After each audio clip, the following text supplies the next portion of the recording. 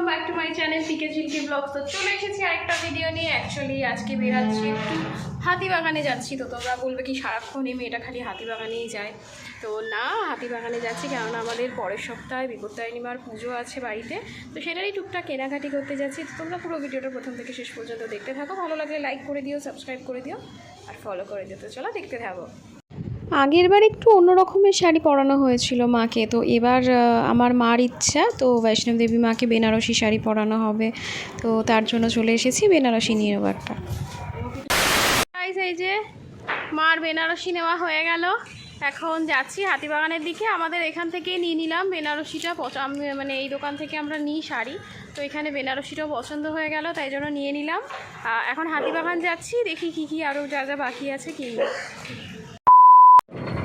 চলে এসেছি।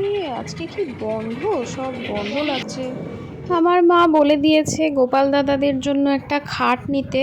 তো যেহেতু অ্যাকচুয়ালি মাপটা আমি ঠিক বুঝতেও পারছি না, কিন্তু এখানেতে যেই সাইজটা দরকার সেই সাইজটা নেই, ওই ওপরের এইটাই একমাত্র একটু বড় মনে হচ্ছে। তো দেখি নিয়ে নিই।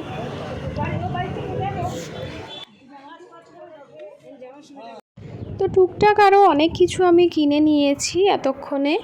যেহেতু একা আমি এসছি, ভিডিওটা করতে হচ্ছে, এত কিছু হাতে নিয়ে আমি করতে পারছি না। তো চলো বাড়ি গিয়ে দেখা হচ্ছে। চলে এসেছি, দেখো কত কেনাকাটি হয়ে গেছে। সমস্ত কিছু নিয়ে চলে এসেছি। মার বেনারসি আরও অনেক সাজার জিনিস টিনিস এনেছি, সেগুলো একেবারে যখন বৈষ্ণব দেবী মাকে সাজাবো তখনই তোমাদেরকে দেখাবো। আর এখন দেখো এই খাটের সাথে এই গদিটাও নিয়েছি গোপাল দাদাদের।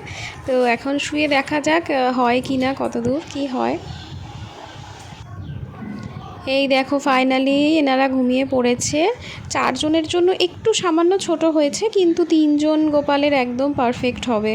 তো খারাপ হয়নি জিনিসটা। তো তোমরা পুরো ভিডিওটা দেখে কেমন লাগলো অবশ্যই জানিও। আজকে এখানেই শেষ করলাম, টাটা।